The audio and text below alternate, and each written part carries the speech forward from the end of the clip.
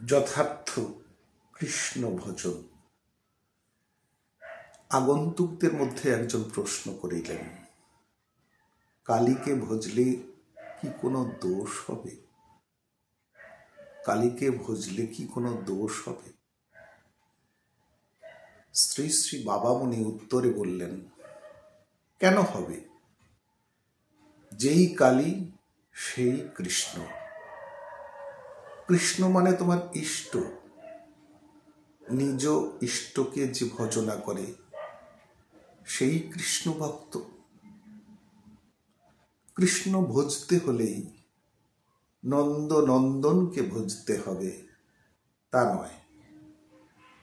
কারো কৃষ্ণ নন্দ ঘোষের ছেলে, কারো কৃষ্ণ বা মেরির ছেলে যিশু, কারো ছেলে কালী, কারো কৃষ্ণ দুর্গা, কারো কৃষ্ণ শিব। যার যার ইষ্টই তার তার কৃষ্ণ।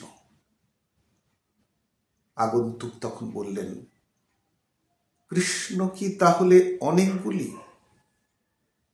শ্রী শ্রী বাবামণি উত্তর দিলেন, না, কৃষ্ণ একজনই আছেন।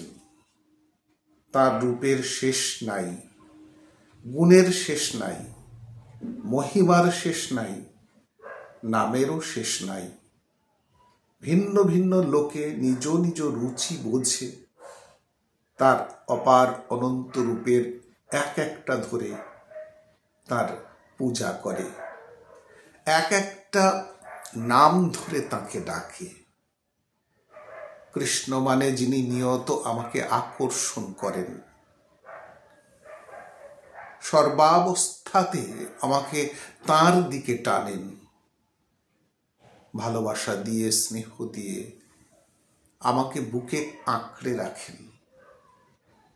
কৃষ্ণ মানে যিনি আমার ঊষর হৃদয় ক্ষেত্র কর্ষণ করেন, তাতে প্রেম ভক্তির বীজ বপন করেন, মরুভূমিকে শ্যামল শোভায় সহাস্য করেন। কৃষ্ণ একটা পেটেন্ট করা দেবতা নয়। যার যার ইষ্টই তার তার কৃষ্ণ।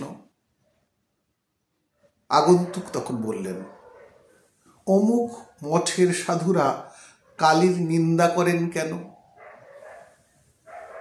শ্রী শ্রী বাবামণি উত্তর দিলেন, ওটা করেন ভ্রান্তিতে। প্রকৃত কৃষ্ণ ভজা কারো নিন্দা করেন না, কারণ ভজনশীল মন উদার, পরমতে সহিষ্ণু হয়, দুঃখিত পর মতে সহিষ্ণু হয়, বিরুদ্ধবাদীর প্রতিও প্রেমশীল হয়। তার হৃদয়ে থাকে যেন ভালোবাসার খনি। যারা নিজ উপাস্যকে বড় করার জন্যে অপরের উপাস্যের নিন্দা করে, জানবে তারা কৃষ্ণ ভজা নয়, তারা দল ভজা। দল ভজারা আত্মবিস্মৃত মূঢ়, লক্ষ্যে তাদের দৃষ্টি থাকে না। উপলক্ষ নিয়ে লড়াই করেই তারা সময় কাটায়, আর সম্প্রদায় বিস্তারের অনাবশ্যক উৎসাহে তারা সাধন ভজনে উপেক্ষা করে। তাই সর্বধর্মে সাম্য বুদ্ধি তাদের আসে না। পাঠ করলাম শ্রী শ্রী স্বরূপানন্দ পরমহংসদেবের অখণ্ড সংহিতা থেকে, বা শ্রী শ্রী স্বামী স্বরূপানন্দ পরমহংসদেবের উপদেশ বাণী থেকে প্রথম খণ্ড। ধন্যবাদ। যথার্থ কৃষ্ণ ভজন শিরোনামে।